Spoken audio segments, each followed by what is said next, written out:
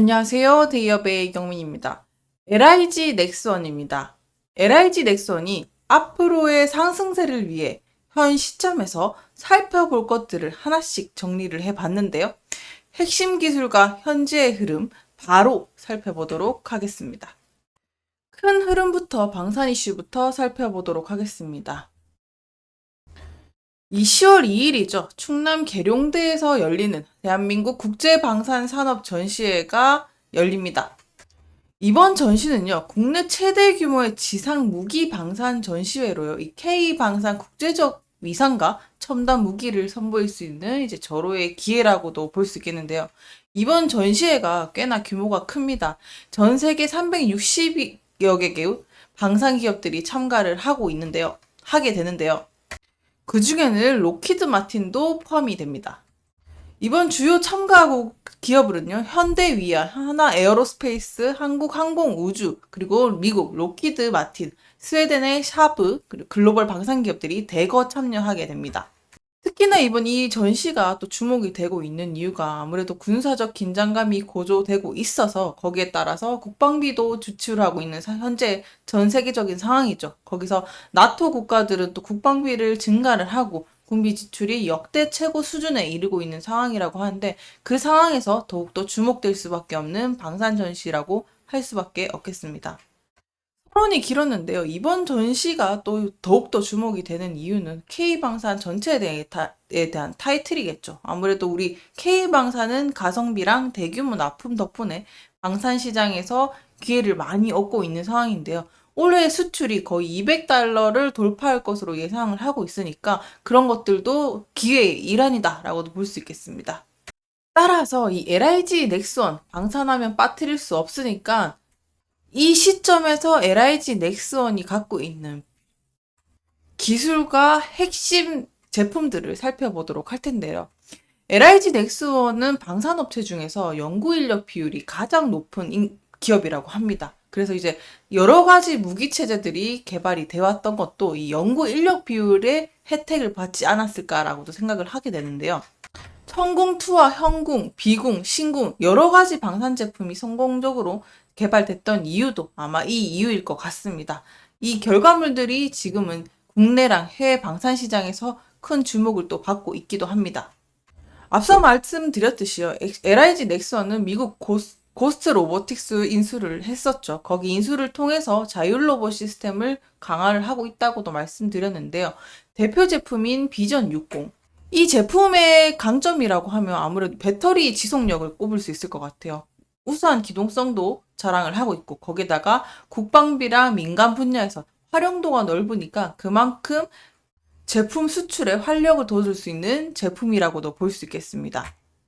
이어서 LIG 넥스원의 또 강점 기술이 있죠. LIG 넥스원이 정찰용 무인 수상정 체계 개발에서 주도적인 역할을 맡고 있다고 또 말씀드렸는데 무인 수상정 분야의 강자는 또 LIG 넥스원이라고도 말할 수 있을 것 같습니다.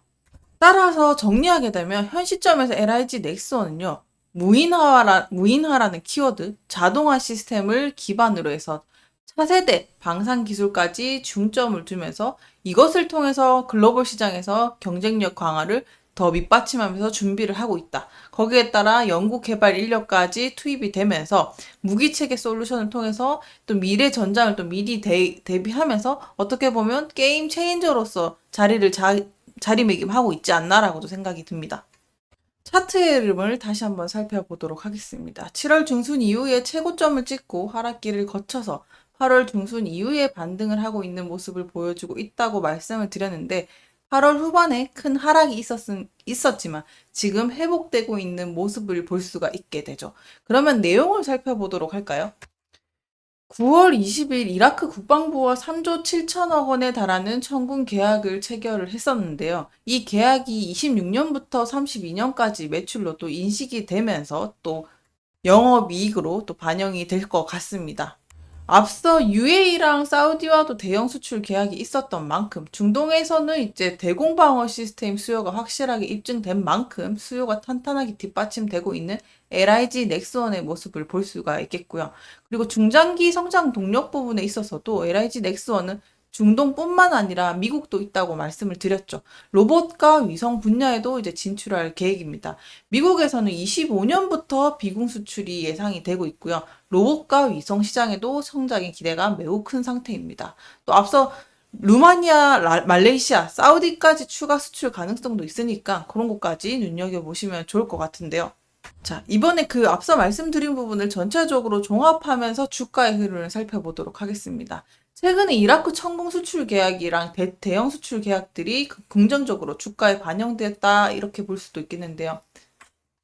이미 뭐 기대감이 반영된 거 아니냐라고 할 수 있겠는데 충분히 반영된 게 맞습니다. 하지만 이것은 다른 말로 하면 투자자들한테는 이미 큰 신뢰를 줬다고라고도 볼 수 있는 거고, 그러니까 그거 튼튼한 신뢰를 기반으로 해서 주가 상승의 주요 모멘텀으로 다시 한번 작동할 수 있는 여력은 충분하다라고도 볼 수가 있겠습니다.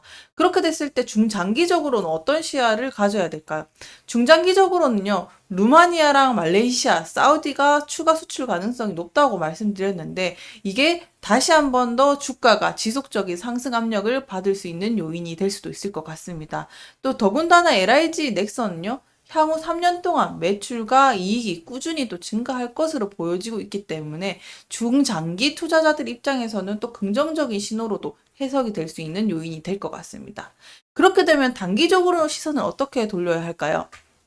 보시는 것처럼요, 7월에 고점 돌파 이후 한 약 2달간 주가가 다소 조정을 받으면서 내려오는 모습을 보였습니다. 뭐 약간 2달이라는 시간이 짧을 수도 있고 길 수도 있지만 어쨌든 장기간 상승을 하게 되면서 어떻게 보면 피로감이나 단기 이익 실현 매물이 출현했다 이렇게도 보여지고 있는데요. 그렇지만 또 다시 최근에 지지선을 형성을 하면서 다시 반등하는 모습을 보이고 있기 때문에 그런 부분에 대해서는 긍정적으로 볼 수 있지 않을까라고도 생각이 듭니다. 마지막으로 이동평균선을 보셔도 21선, 61선, 121선 위에서 계속 움직이고 있는 모습을 보여주기 때문에 주가가 단기랑 중기적인 흐름이 전체적으로는 단단하게 유지가 되고 있다라고도 볼 수 있겠습니다. 다만 조금 아쉬운 거는요, 5일선과 11선이 살짝 꺾인 상태이기 때문에 그런 단기적인 조정 국면은 맞이할 수도 있지만 장기적으로 봤을 때는 어떤 흐름이 좋게 이어가고 있지 않나라고도 정리를 할 수 있겠습니다. 네, 오늘도 시청해 주셔서 감사합니다.